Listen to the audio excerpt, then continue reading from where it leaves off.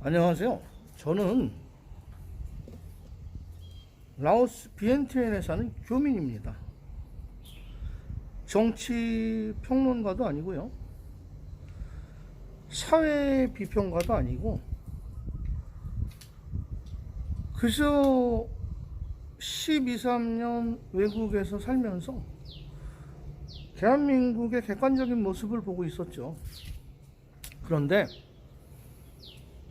최근 근데 먼저 참 국정운영자님 영향력 있는 인사님께 제가 한 가지 질문 좀 드릴게요. 우리 제외 국민은 대한민국 국민인가요? 대한민국 국민이 아닐까요? 5대양 6대주에 750만 명이 나가 있죠. 아마 귀국하신 분들이 한 200에서 250만 명 되시고요. 지금 한 450만 정도가 5대양 6대주에 남아 계실 겁니다. 대한민국 국적을 가지신 분들을 이야기하는 거죠. 최근에 뉴스를 보니까 내년 이제 대선을 앞두고 대선을 앞둔 시점을 떠나서 지금처럼 우리 국민들이 한국 전쟁 이후에 이렇게 어려운 적이 없었죠.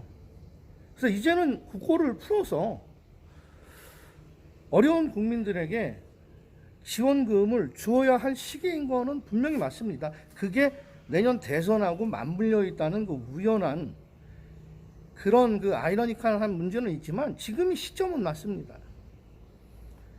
그런데 우리 제외 국민은 299명의 국회의원이 계심에도 불구하고 어느 정치권에 영향력 있는 인사도 제외 국민에 대해서 논한 적은 없습니다.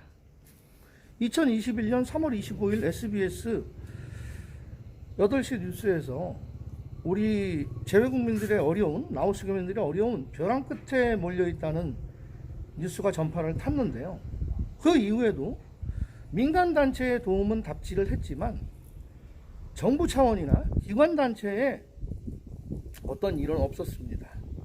여기 대사님이 라면을 많이 협찬해 주셔서 쌀 라면 나눔 행사는 한 적이 있습니다만, 자 생각해 보시자고요. 1902년에 하와이 사탕수수 재배협회 회장인 찰스 비숍 회장이 조선을 방문해서 그 당시에 조선의 일 잘하는 인력, 그 전에 호놀룰루 하와이에서 파업 자리키는 일본인들, 중국인들, 근로자들 실으니 조선인들을 보내주시오 해가지고 그 121명이 1902년에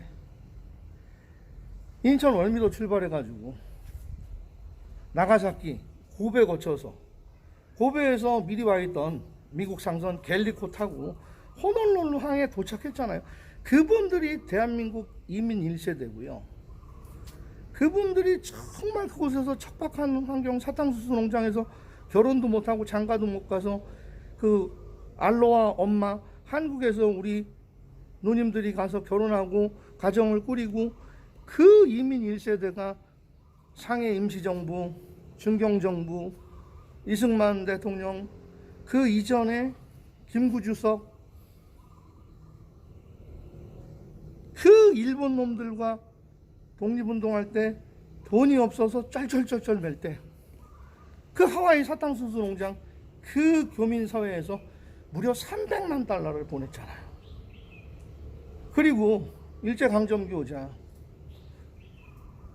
우당 이회영 선생 6형제 1가족, 지금으로 치면 몇백억에 달하는 자산 가치를 다 정리하고 만주로 떠나서 신흥무관학교 세우고 우리나라 독립운동, 무장 항쟁 투쟁의 밑거름이 됐잖아요.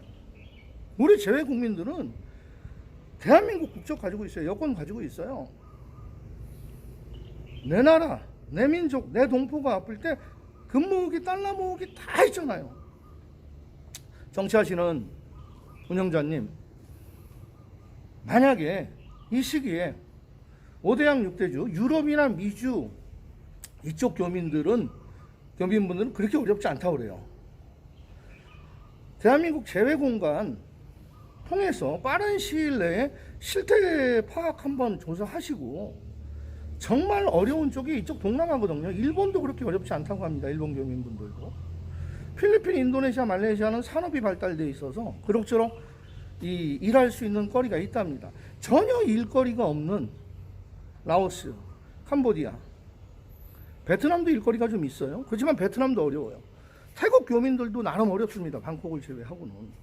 그러면 그렇게 실태조사에서 대한민국 국민이기 때문에, 자, 제가 이런 얘기하면 어떤 분들이 악성 댓글을 많이 달았었어요. SBS 뉴스 보도 그 유튜브 영상에도 댓글, 악성 댓글이 엄청 달렸는데, 악성 댓글의 내용을 보면 너희들 이민 갔잖아. 저희 이민 온 거 아니에요. 동남아는 이민이 없습니다. 대한민국 국적을 유지해야 되고요. 1년에 한 번씩 비자 연장하는 그런 시스템이지 이민이 아니란 말이에요. 시민권이 없어요, 여기는. 그리고 너희들 세금 하나도 안 냈는데 어떻게 우리가 우리 빚으로 너희들 재외국민들 지원을 해주냐? 말도 안 되는 소리 하지 말아라. 자, 그러면 여기 와 있는 재외국민들, 젊었을 때 은퇴하고 오신 분들, 젊었을 때 한국에서 직장 생활하고 학교 선생님 하시고 군복무 하시고 사업하시고 부가세 내시고 각근세 내시고 토지세 내고 재산세 내고 다 내고 이제 한국에서 일하지 않을 나이가 되니까 이곳으로 들어왔다가 코로나가 되니까 돈 다 떨어지고 한국에 가도 일자리도 없고 연고도 없고 직장자리도 없고 주무실 곳도 없고 격리 비용도 없으니까 못 나가는 분들이라는 것은 왜 생각을 못해요? 그럼 여기 고립돼서 어려움을 겪는 분들은 그럼 한국에 젊은 시절 살 때 세금 안 내고 도망 다녔습니까? 세금 다 내고 납세의 의무, 국방의 의무 다 하셨던 분들이란 말이에요.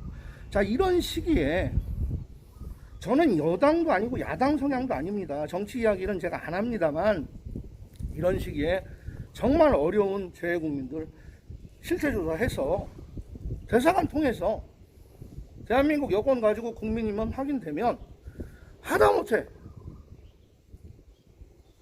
국내에 있는 국민들에게 주는 절반만이라도 지급을 해준다면 얼마나 우리 재외국민들이 대한민국 정부에 고마움을 느끼겠습니까? 애국심이 불타겠죠. 이스라엘 보세요. 국가를 위해서 목숨을 버리고 초계같이 덤빌 수 있는 것은 국가가 이스라엘 국민들을 엄청 챙기잖아요. 외국에 있는 국민들까지. 그러니까 인구도 얼마 안 되는 이스라엘이 외국에서 활동하는 그 경제력, 영향력 있는 인구가 이스라엘을 바깥에서 보호하는 그런 일이 있잖아요. 아마 정치하시는 분들은 이스라엘의 그 사례를 잘 아실 겁니다. 제가 답답해서 오늘 영상을 올리고요. 이 영상을 페이스북을 통해서, SNS를 통해서 정치하시는 분들 몇 분에게 보내드려 볼 거예요. 어떤 반응이 있는지 없는지. 자, 그리고 우리 재외국민들 그 선거 때마다 보면요, 치앙마이에 있는 교민이 열 몇 시간 방콕 대사관까지 가서 투표를 해야 된다고 하니 어떻게 갑니까? 재외국민 선거하는 것도 좀 간소화해서 선관위에서 인력 투입해서, 대사관에서 인력 투입해서 자기가 머무는 시에서 외국이지만 선거 손쉽게 할 수 있으면 다들 선거합니다. 투표 참여합니다. 그리고 외국에 사는 분들은요, 나와서 살면 전부 애국자가 됩니다. 대한민국을 얼마나 사랑하는 애국자가 되는지 아십니까?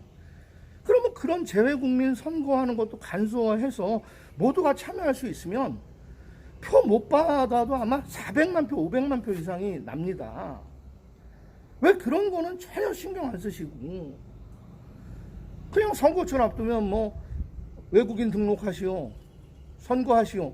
아니, 선거를 그렇게 복잡하고 힘들고 비행기 타고 버스 타고 기차 타고 열차 타고 배 타고 거기까지 가서 하루 숙박하고 여기 투표하고 돌아오려면 그 경비니 시간이니 그걸 어떻게 감당을 합니까? 이 어려움에 있는 교민들이. 그래서 대사관별로 실태 파악해서 재난지원금도 국내에 한 50%라도 실제 어려운 분들에게 지급해주고, 내년 대선 때 선거하는 것도 간략화해서 누구든지 재외국민 대한민국 여권을 가지고 있으면 와서 투표하실 수 있게 해준다면 아마 의외의 결과가 나올 수도 있을 거예요. 옛날에 이회창 후보가 몇 표 차로 졌습니까? 노태우, 김대중, 김영삼, 노무현 대통령 이때 쭉 보면 그 이후에 표차가 확 월등하게 차이가 났지. 다 근소한 차이 아니었습니까? 그때 재외국민의 표가 어떤 영향력이 작용했다고 생각하십니까? 재외 국민도 이제는 대한민국 국민입니다. 세금 다 냈던 사람이고 의무 다 했던 사람들 어려움 국가에서 어루만져 주시고 보듬어 주시고 선거 때도 참여할 수 있게끔 그런 정책을 좀 피시면 안 되겠습니까? 답답한 마음에 제가 이렇게 한마디 해봤습니다. 이 이후에 더 하고 싶은 얘기나 표현하지 못했던 이야기 있으면 또 한번 영상 찍어서 올리겠습니다. 감사합니다.